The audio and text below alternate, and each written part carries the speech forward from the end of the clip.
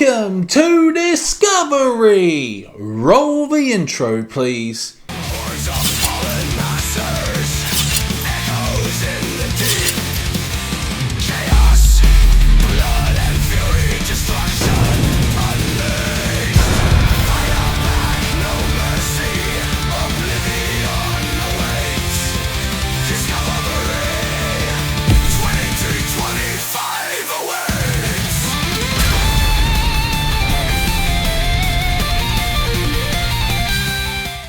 God damn it, that intro just gets me hyped up for Discovery. Shout out to Neosk, the band had actually created the song. They also created last year's song as well. And they're also working on the next Discovery song as we speak. But shout out to Neosk, they're a fantastic band. They simply sent an email to me and say, hey, we'd love to do a Discovery theme. And we did it.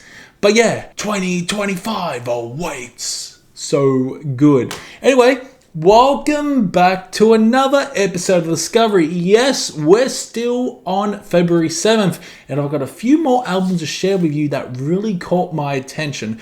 February 7th was a fucking monumental day for metal releases, but in this episode we'll be expanding beyond that iconic date and diving into some albums that dropped after February 7th as well. We've got another action-packed Discovery this week, covering everything from black metal to thrash, all the way to some of the most grimiest, fucking most evil-sounding death metal albums of this year. So before we start, pop your favorite discoveries down below and let's jump into another episode of Discovery. To kick off this discovery, we're flying over to Colombia, where we will find Betrayer Wraith and their new album Sins of a Survival, released independently on not February 7th, February 9th. Take a listen.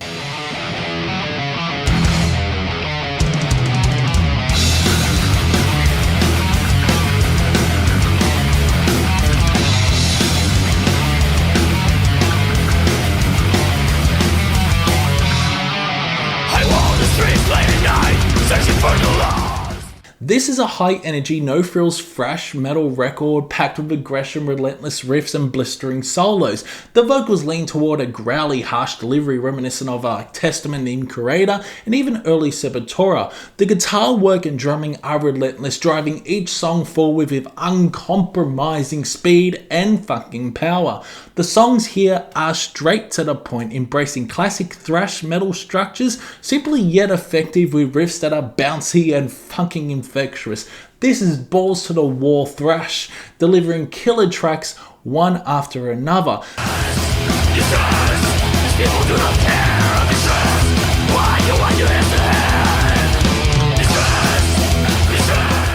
The album kicks off with Wicked, a ferocious opener featuring lightning-fast riffing, sharp solos, and pummeling percussion. It wastes no fucking time throwing you into chaos. Next up is Game Over, another hard-hitting banger filled with crunchy, fast-paced guitar licks that keep the adrenaline pumping. The intensity doesn't let up. It really doesn't let up. It's making this one of the most headbanging worthy tracks on the album. I Am Human shifts gears slightly, incorporating more melodic approach while still maintaining the thrashy intensity. The searing guitar leads are particularly standout here, making one of my favorite songs on the record. Then comes Pleasure, another fast crushing track that showcases tight riffing and fucking commanding vocals. The energy never dips, keeping the momentum high. Walking Dead is a brilliant track from start to finish, filled with catchy fucking guitar leads and intricate licks that will get stuck in your head. And it will get stuck in your head. The songwriting is sharp, proving that Betrayer Wraith knows how to craft memorable, engaging thrash metal anthems.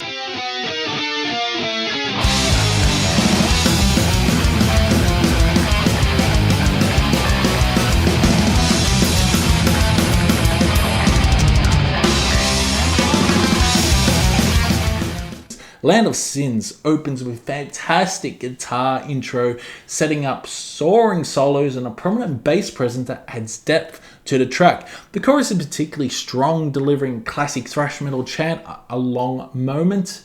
Betrayer is a straightforward, no-nonsense thrash attack, staying true to the band's sound while delivering a fun, high-energy performance. Bright Lights follows suit, another hard-hitting track where the percussion takes center stage, driving the song's relentless rhythm while the guitar work shreds through with precision. Damnation stands out with a crushingly heavy riff, solid vocals, and a razor-sharp lead work. This is one of the more aggressive tracks on the album, making for an undeniable standout moment. Finally, we reach Demon Inside, which boasts one of the best fucking riffs on the album. As the closing track, it delivers a satisfying and intense finale, complete with whiny screeching solos that elevate the song's chaotic energy. While Sins of Survival is an extremely solid thrash metal album, one thing I felt was missing was an epic, longer track to break up the relentless pace. Every song hits hard and fast, but a slower, more expansive piece could have added some extra dimension to the album. That being said, I'm scoring this a 75%. The production is top notch. The songs soar with high energy and hard hitting impact, and it's a must listen for any thrash metal fan looking for something new this month. Definitely check this out if you want pure, unfiltered thrash metal at its finest.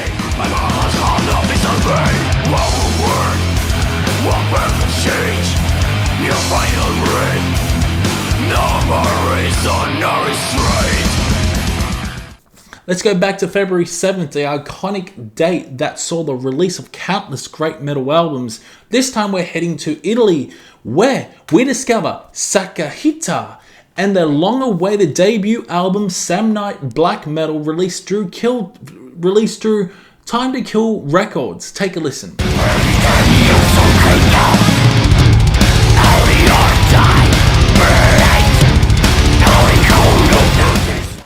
This band has been around since 2000, and after 25 fucking years, they have finally released their first full-length record. That's an incredibly long wait, but I think fans of this band and black metal in general will be satisfied with the outcome. Musically, Samnite Black Metal is a solid, well-executed black metal album that leans towards a more sort of, a traditional approach. It reminds me at times of Dark Funeral, particularly in the riffing style and relentless speed. The production is surprisingly crisp, which gives the album a polished, hard-hitting feel.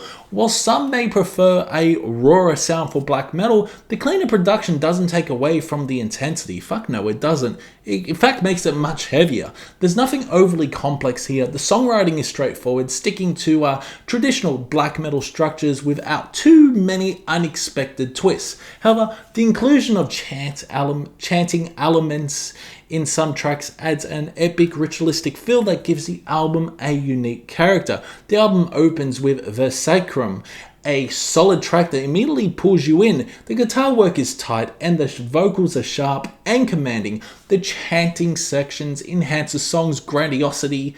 Grandiosity, is that even a fucking word? Making it feel ceremonial and powerful.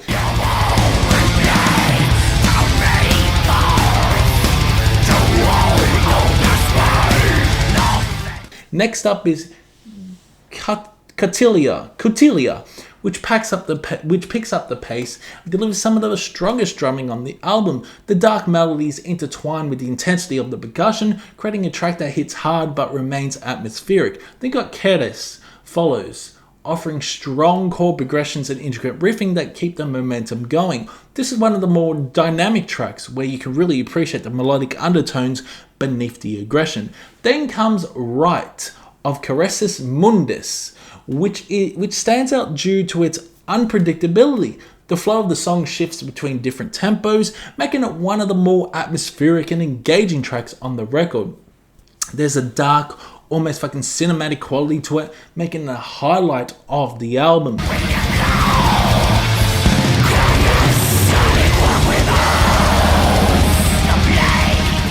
Finally arrive at the title track, Samnite Black Metal, which is arguably the strongest song on the album in my opinion. It really is. This one is fast, aggressive, and unrelenting, with sharp lead guitars and absolutely vicious fucking vocal work.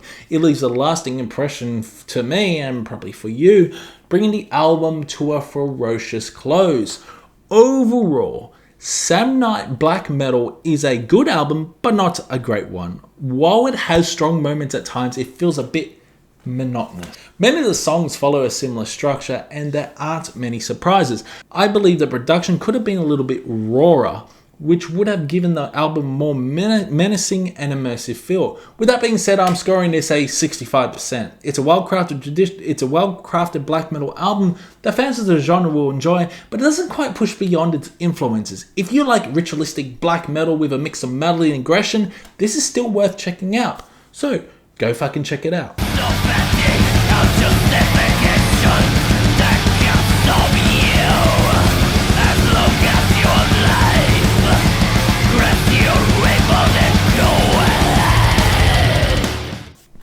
Next up, we head to Poland, where we discover a band called Rotten Age and their new album, Funeral March, released February 12th through Werewolf Promotion. Take a listen.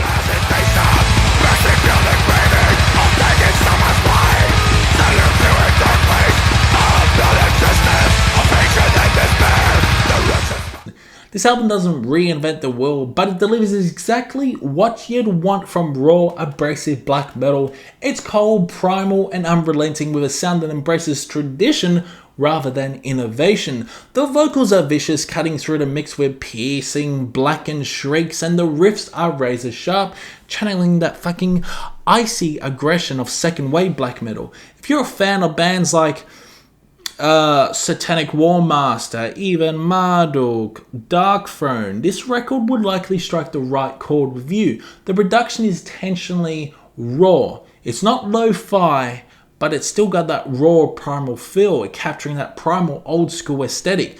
The drumming is thunderous, driving the songs with a mix of blast beats, tremolo riffing, and dark, sinister chord progressions. There's an atmospheric and evil presence throughout the album, which is exactly what you expect from black metal in this vein. The album kicks off with Legions of Mass, an enticing introduction featuring marching drums that set a foreboding tone. From there, the album maintains a fucking relentless pace, making one of the more faster, more aggressive black metal records I've heard this year.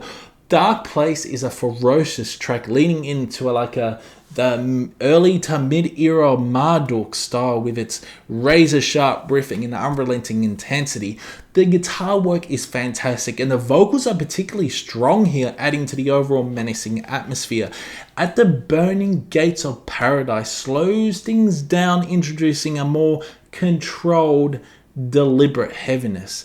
The drumming on this track is fucking excellent, setting up a powerful groove that builds into manic black metal. There's a hypnotic, sinister quality to the guitar melodies, making this one of the album's more memorable moments.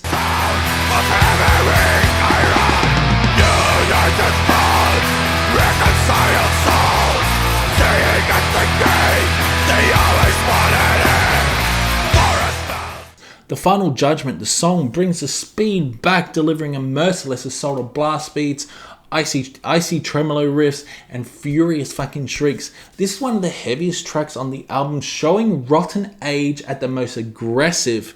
The next few tracks keep the intensity fucking high, never really allowing for much breathing room. The album thrives on its dark, brooding black metal aesthetic, making it consistently punishing to listen to. Finally, End of Reconciliation closes the album with a blistering finale. The guitar work is particularly striking, offering a brilliant mix of black metal and subtle black and death metal influences.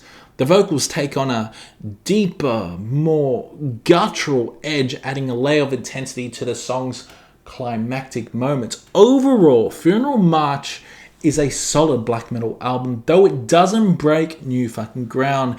It's a well executed run-of-the-mill black metal record, which isn't necessarily a bad thing. The riffs are great, the songwriting is tight, and the atmosphere is suitably dark and menacing. However, when compared to some of the other standout black metal releases this year, it doesn't quite reach that elite level. With that in mind, I'm scoring this around 70%. This is still a very good score. It's a strong, no frills black metal release, and if you're looking for something raw and fucking aggressive and uncompromising, this is absolutely worth checking out. It may not be the best black metal album of the year, but it delivers exactly what it promises: pure, unfiltered darkness.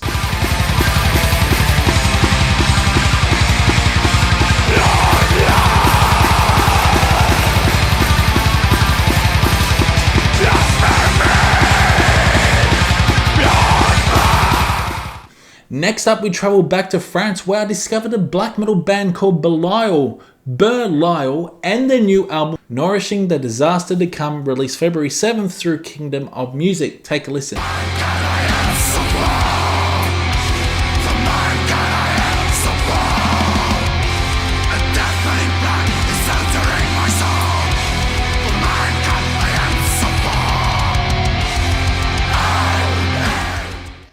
This is an atmospheric black metal album that thrives on emotionally charged moments, weaving in keyboards and synths to enhance its haunting atmosphere. The vocals are harsh and menacing, cutting through to mix with raw intensity, while the songwriting is pretty solid, though it doesn't necessarily again push boundaries far enough to claim the title of the best black metal album of the year. What makes this album stand out is its narrative-driven approach. Berlial is clearly telling a story on this, incorporating spoken word passages throughout several tracks, which adds an avant-garde flair to the record. The drumming is precise and dynamic, and while the production leans cleaner than traditional black metal, it still delivers a powerful, hard-hitting impact. That suits the album's grand cinematic feel. The album kicks off with The Last Dance, a slow and menacing introduction that gradually builds into a fast-paced assault. The vocals are sharp, and the low-mixed synths add a layer of depth without overwhelming that fucking blackened atmosphere. There's also a progressive edge as dark melodies weave in and out of its shifting tempo. Nouveau Monde follows with a ominous organ intro, setting the tone before the song erupts into a melodic storm.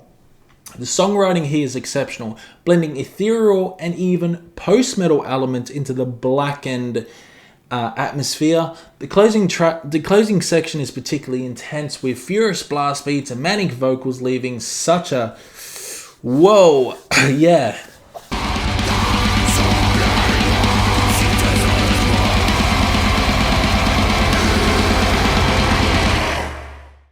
We Deserve to Fall Again is a slow, brooding epic stretching around 12 minutes. It opens with mystical sounding keyboards, slowly building tension before unleashing full fucking force of black metal. The spoken sections are prominent here, and what to add to the storytelling, they occasionally pulled me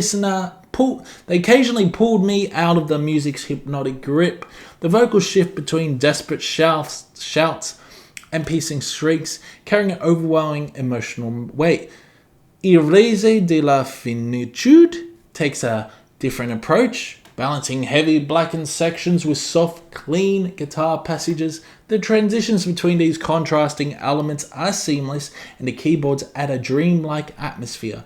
The vocals lean into a more black and death style, making this track stand out from the rest. The self-titled track, Nourishing, the Disaster to Come, is menacing and relentless, a war of sound that fucking engulfs you in shrieks, wails, and blistering riffs.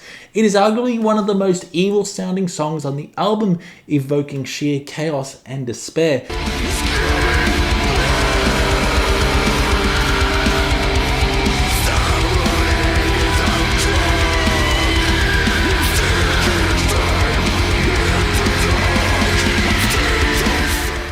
The closing track brings everything fucking together, featuring orchestral synths that build a slow burning tension before a dramatic explosion of fucking black metal.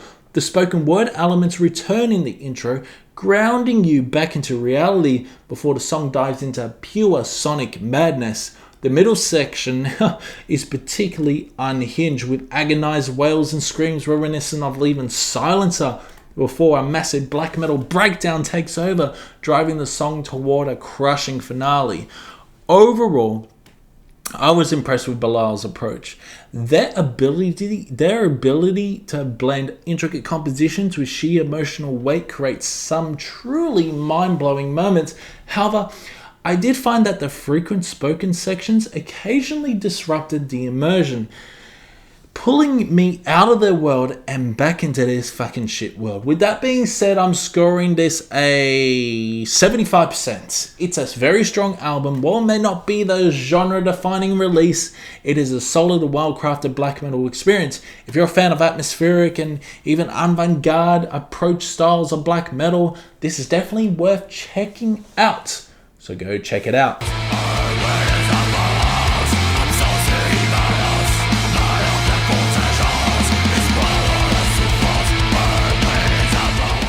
Next up, we're heading to Sweden, where we will find Ereb Altor and their 10th studio album, Hälsingemörker, released February 7th through Hammerheart Records. Take a listen.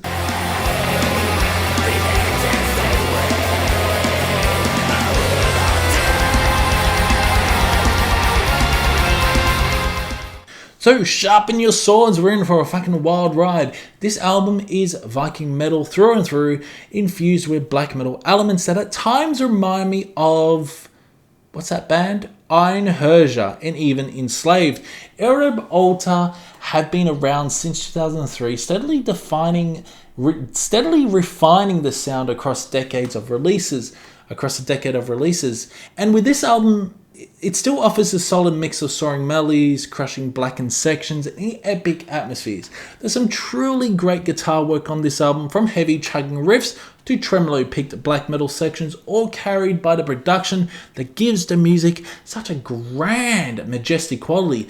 The way the instruments rise and fall in waves creates a cinematic, immersive atmosphere perfectly suited for the Viking-inspired storytelling. However, the vocals are a mixed bag for me. The clean vocals could use some fucking improvement. At times they lack the strength and conviction needed to carry the melodies. That being said, when those black metal vocals kick in, Ereb Altor transform into a full-fledged black metal band, and they sound fucking fantastic. The tremolo riffs, intricate drumming, and harsh vocal harmonies are where the album truly shines. I think there's also flutes or clarinets sprinkled throughout the songs, adding an authentic folk touch that fills out the sound beautifully. The songwriting is solid but not groundbreaking. It's a predictable listen, but it remains enjoyable from start to finish. It's definitely not the best album I've heard this year, and after multiple listens, I find myself wishing it took more risks.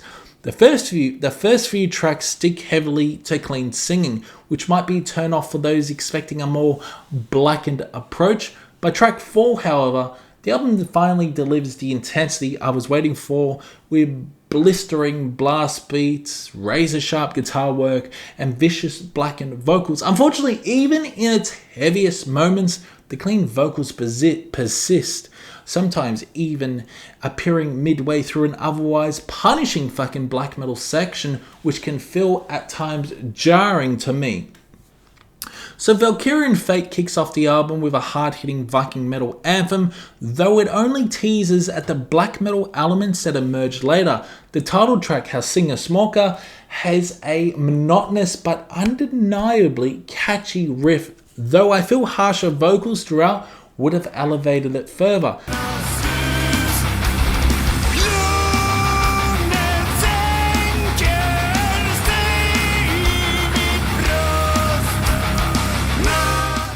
Track 3 follows a similar pattern, offering a decent melodies, but lacking the dynamic shifts needed to truly stand out.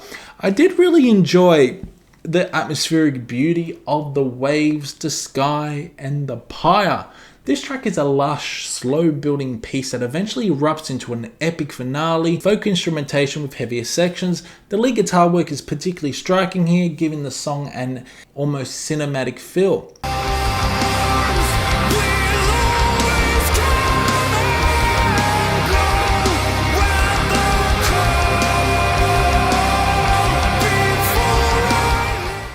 The last step is another standout, merging black metal and progressive metal seamlessly. The guitar melodies are beautifully composed, and while the clean vocals are stronger here, The harsh vocals still the show, pushing the song into a more intense and gripping territory.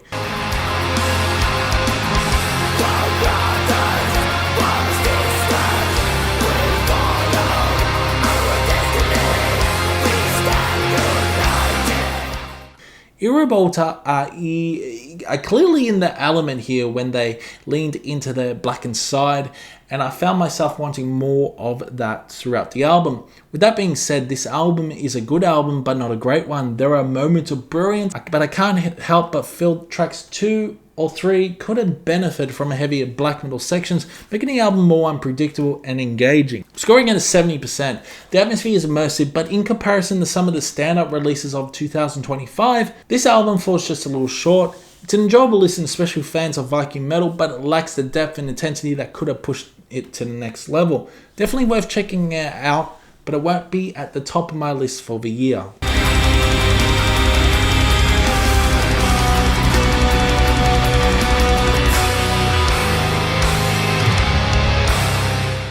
Okay, what's next? Oh boy, we fly over to Germany now, where we find Morast and their new album Fentanyl, released February 7th through Varn Records. Take a listen.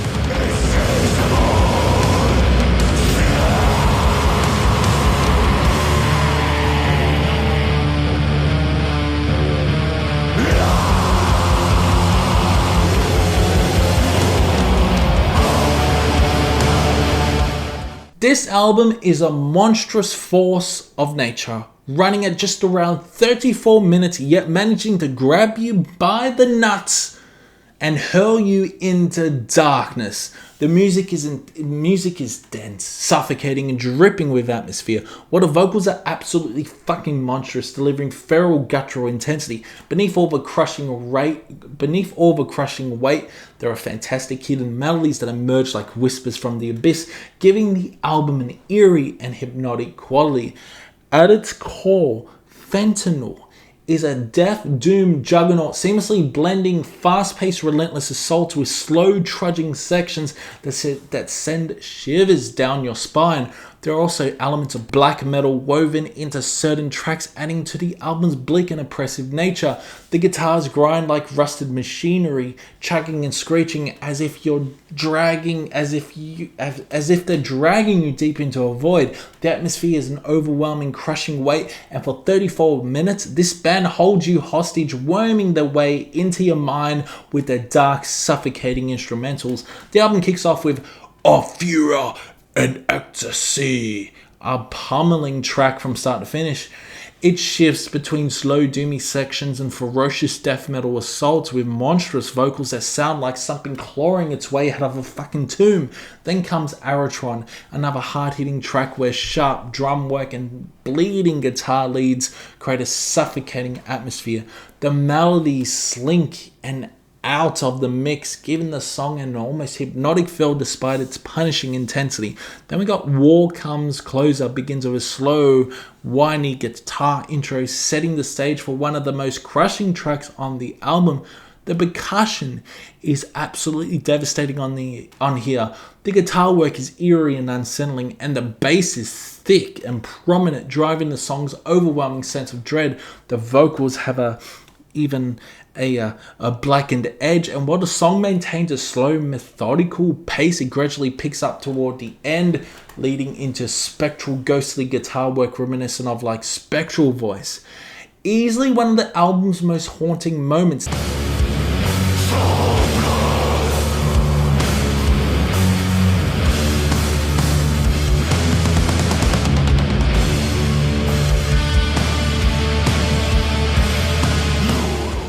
Then there's 1,000 More, a track that takes the album even further into like doomy apocalyptic territory. The whispered vocals that creep through the mix build a terrifying tension before they erupt into fucking monstrous growls. The chord progressions on this track are downright evil, wrapping you in a unsettling nightmarish haze. Acacia shifts gears faster, more feral, injecting black and doom metal elements into the mix. The vocals here are particularly vicious, snarling, and savage, showing just how much range and control Morast have over their sound. Then we get to Empire, an absolutely onslaught from start to finish. The guitars churn well with an oppressive atmospheric weight, and the outro is incredibly catchy. One of those repetitive mantra-like closings that sticks with you long after the album ends. The vocals are so throaty and raw, you can almost hear the fucking phlegm build up in the singer's throat, giving the performance an authentic primal ferocity. The middle section of the song is close to epic with the repeated chants of "On pyre, I start the fire," or something like that, building over powerful drum rolls before launching into the final eerie melodic descent. It's one of the most evil sounding tracks on the album and a perfect way to wrap up the experience.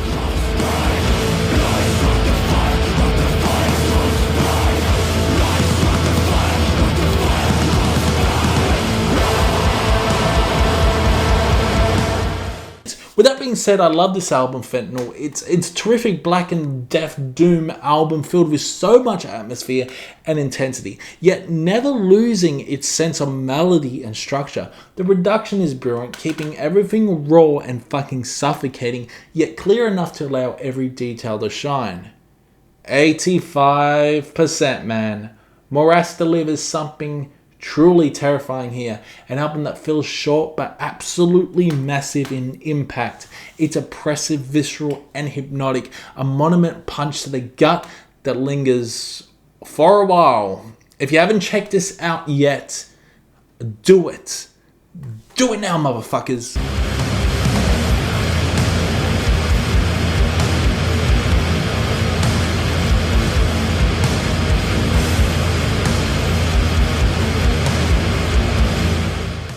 And now for our main event in this week's discovery, we have Phrenelith, a band hailing from Denmark, with their third studio album, Ashen, released February 7th through Dark Descent Record.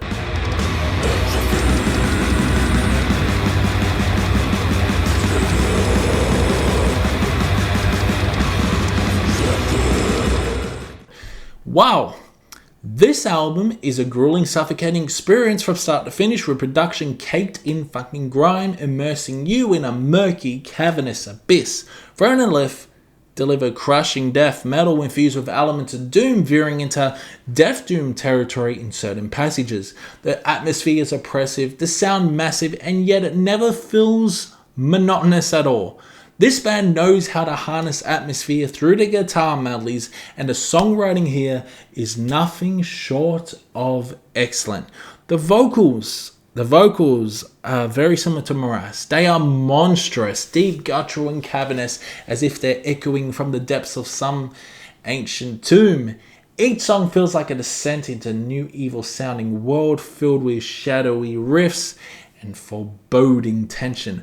The production is raw and primal, but every guitar note, bass rumble, and drum hit is distinct and punishing. The percussion is thunderous, shifting between bludgeoning force and intricate calculated drum fills that add an unexpected dynamics throughout the album.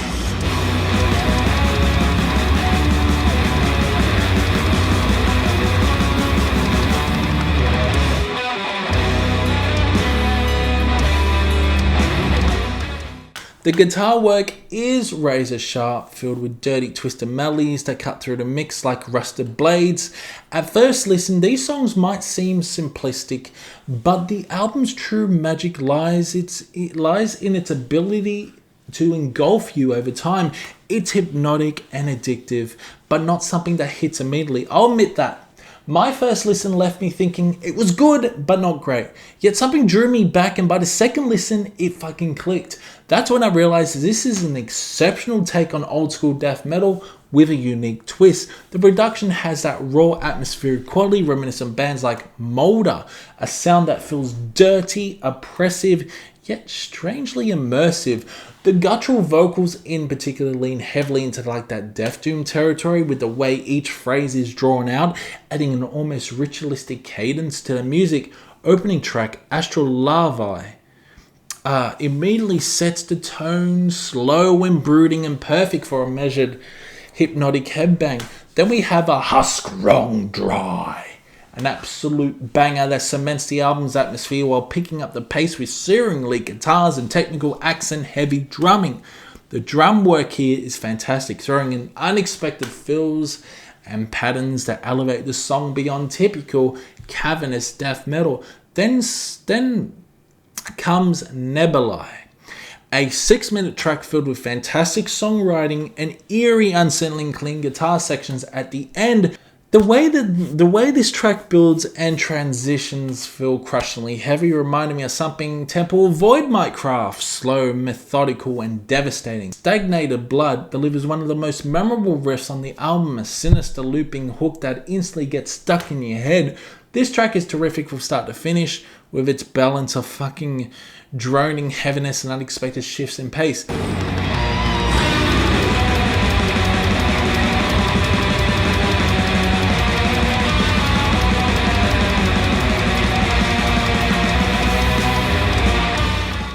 The album's interlude is brief but deeply unsettling, featuring eerie guitar effects that almost resemble synths, while the drumming builds a slow-burning tension that leads seamlessly into Crescipia, one of the album's most dynamic tracks. This song is an absolute crusher, with stop-and-start riffing, twisting chord progressions, and spiraling fucking melodies that slither through the mix like a serpentine force. Finally, the album closes with that monstrous 10-minute title track, Ashen, a colossal doom-infused finale. This song fully embraces the slow, trudging side of Death Doom, delivering massive weighty riffs that drag you deeper and deeper into the abyss before suddenly picking up pace in a climactic surge. The guitar solo is a standout moment, cutting through the dense atmosphere with melodic sharpness, while the vocals take on an urgent, almost fucking desperate tone. The eerie melodies woven throughout give the song an almost haunting, spectral presence, making it a perfect closer. Phrenelith have crafted a truly immersive album, one that demands repeated listens to fully appreciate its depth. It's heavy, suffocating, and relentless, but never loses its sense of purpose and fucking atmosphere. That being said, I'm scoring this a solid 85%. If there's one thing I'd want more of it, it's longer track runtimes. A few songs felt a little bit too short, leaving me wanting more, but that's also a testament to how engaging this record is. You don't want it to end. Definitely check this out if you haven't already. This is one of 2025's standout death metal albums, and it only gets better on each fucking listen.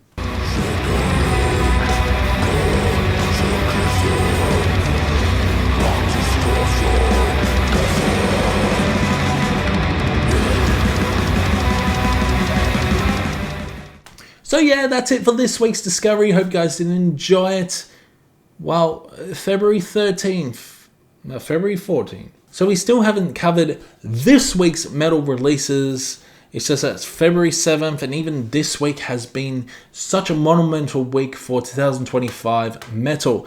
Let me know in the comments below your favorite discoveries. Let me know what albums you're going to check out. It's been fun, and I'll see you in the next one.